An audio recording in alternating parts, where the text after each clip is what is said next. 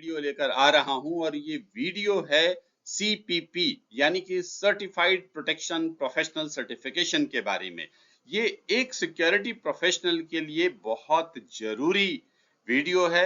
आप इस वीडियो को शुरू से लेकर आखिरी तक देखें, एक आपको बेहतरीन जानकारी मिल सकेगी और इसके जरिए आप अपने करियर में आगे बढ़ सकते हैं। CPP दरअसल American society of industrial security का एक सर्टिफिकेशन कोर्स है। इससे आप इंडस्ट्रियल सिक्योरिटी में खास मुकाम हासिल कर सकते हैं। इस पूरे वीडियो में आपको CPP के हर डायमेंशंस के बारे में बताऊंगा। जब आप इस वीडियो को देखेंगे तो कई बातें आपको समझ में आएंगी। सबसे पहले ये CPP क्या है, ये क्यों खास है, ये हमारे करियर में किस तरह से मददगार साबित होता है, CPP करने से क्या फायदा हो सकता है, CPP कोर्स करने के लिए क्या एलिजिबिलिटी या क्या योग्यता होना जरूरी है, CPP एग्जाम के बारे में बताएंगे, CPP का स्टडी डोमेन यानी कि CPP का जो सर्टिफिकेशन हासिल करने के लिए क्या क्या पढ़ाई करनी है इसके बारे में बताएंगे, CPP के परीक्षा की तैयारी कैसे करना है, उसके लिए कहाँ से मटेरियल आपको मिलेगा, इसके बारे में बताएंगे। इसके बाद अगर आपने एक बार CPP का सर्टिफिकेशन कर लिया है तो फिर से दोबारा रीसर्टिफिकेशन के लिए आपको क्या करना है इसके बारे में भी बताएंगे। तो इस तरह से आपको CPP के बारे में जानकारी मिल जाएगी। तो आप शुरू से लेकर आखिरी तक इस वीडियो पर बने रहें। तो सबसे पहले हम बात करते हैं कि CPP क्या है। CPP ASIS international board certification का एक टाइप है। दरअसल ASIS से 4 खास सर्टिफिकेट्स मिलते हैं, जैसे पहला CPP certified protection professional, PCI professional certified investigator, PSP physical security professional और चौथा APP यानी कि एसोसिएट प्रोटेक्शन प्रोफेशनल। तो ASIS से 4 हमें मिलता है सर्टिफिकेशन, जिसमें से एक है CPP। ये बहुत ही इंपॉर्टेंट है। 90 से अधिक देशों के प्रोफेशनल्स इस तरह के CPP कोर्स कर रहे हैं।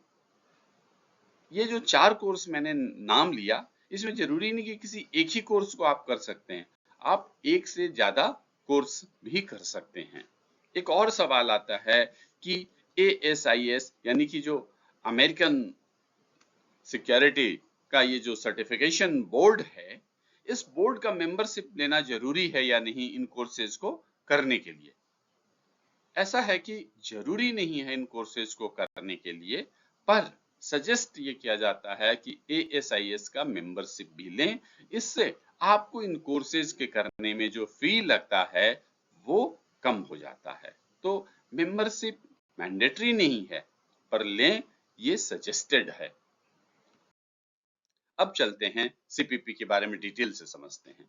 CPP का फुल फॉर्म होता है सर्टिफाइड प्रोटेक्शन प्रोफेशनल।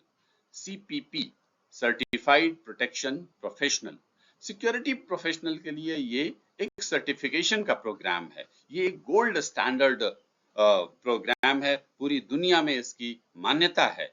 सिक्योरिटी का बहुत अच्छी जानकारी और अच्छा अनुभव रखने के लिए ये CPP जरूरी है। अगर आप CPP का सर्टिफिकेशन लेते हैं तो अच्छे जो कंपनियां हैं जैसे अदानी वगैरह, अदानी, वेदांता, रिलायंस, ये सब CPP को भी मान्यता देते हैं और ये नौकरी देते समय इस CPP सर्टिफिकेशन को भी ध्यान में रखते हैं। अब है कि CPP का क्या फायदा है। सबसे पहली बात यह है कि CPP पूरी दुनिया में मान्यता प्राप्त है। आप किसी भी देश में चले जाएं, CPP को मान्यता दी जाती है। एम्प्लॉयर इस सर्टिफिकेशन के आधार पर नौकरी देते हैं। कई कंपनियां जैसे अदानी वगैरह हमेशा अपने जो एड निकालते हैं या अपने जो जॉब प्रोफाइल निकालते हैं उसमें ये भी लिखते हैं कि CPP प्रेफर्ड। नौकरी में प्रमोशन लेने में सहायक होता है। सिक्योरिटी प्रोफेशनल, एक आप अच्छे सिक्योरिटी प्रोफेशनल हैं, इसका प्रमाण मिलता है CPP से। नेटवर्किंग का मौका मिलता है। ASIS में लाखों सिक्योरिटी प्रोफेशनल जुड़े हुए हैं, तो अगर आप उनका मेंबरशिप लेते हैं तो दूसरे सिक्योरिटी प्रोफेशनल के साथ दूसरी दुनिया के अलग अलग देशों में जो मौजूद सिक्योरिटी प्रोफेशनल हैं उनके साथ आपका संपर्क, उनके साथ आपकी नेटवर्किंग होती है। इसके अलावा दुनिया के सभी सिक्योरिटी प्रोफेशनल से आपको जुड़ने का मौका मिल जाता है। तो इस तरह से CPP से आपको करियर में कई तरह के फायदे मिलते हैं। अब आते हैं कि CPP के लिए क्या योग्यता है, यानी कि आप CPP सर्टिफिकेशन के लिए एग्जामिनेशन होता है और इस एग्जामिनेशन के लिए क्या क्वालिफिकेशन या आवेदन करने के लिए क्या एलिजिबिलिटी होती है उसके बारे में जानते हैं। इसमें से कई स्टैंडर्ड दिए गए हैं। सबसे पहला ये कि सिक्योरिटी में काम करने का 7 साल का मिनिमम एक्सपीरियंस होना चाहिए। ये एक्सपीरियंस फुल टाइम वाला होना चाहिए और इस 7 साल में कम से कम 3 साल सिक्योरिटी फंक्शन के हेड के रूप में आपका एक्सपीरियंस होना चाहिए। एक तो ये एलिजिबिलिटी हो सकता है, या दूसरा एलिजिबिलिटी ये हो सकता है कि आपने बैचलर या बैचलर डिग्री से ज्यादा, यानी कि ग्रेजुएशन या उससे ज्यादा की आपने एजुकेशन ले रखी हो, सिक्योरिटी में कम से कम 6 साल का एक्सपीरियंस हो और इस 6 साल में 3 साल का कम से कम सिक्योरिटी हेड के फंक्शन के रूप में होना चाहिए। तो इन दोनों में से कोई एक योग्यता होनी जरूरी है। अब इसके बाद तीसरे तरह की योग्यता ये है कि अगर आपने एसोसिएट प्रोटेक्शन प्रोफेशनल का सर्टिफिकेशन ले रखा है तो आप कम एक्सपीरियंस, कम सिक्योरिटी एक्सपीरियंस में भी आप CPP का एग्जाम दे सकते हैं। इसके साथ ही साथ जो ASIS का कोड ऑफ कंडक्ट है उसको भी कंसेंट आपको देना पड़ेगा। फिर इसके अलावा किसी भी तरह के आपराधिक मामले में आप दोषी नहीं होना चाहिए। तो इस तरह से ये जो योग्यताएं हैं जरूरी है CPP में एग्जाम देने के लिए। CPP के स्टडी मॉडल के बारे में, CPP के स्टडी मॉडल से मतलब ये है कि CPP के सर्टिफिकेशन के लिए क्या क्या हमें पढ़ाई करना है, इसको 7 भागों में बांट सकते हैं। सबसे पहला है सिक्योरिटी प्रिंसिपल और प्रैक्टिसेस। इसमें ऑर्गेनाइजेशन की security planning, risk assessment, asset protection, travel security, इन सब के बारे में पढ़ते हैं।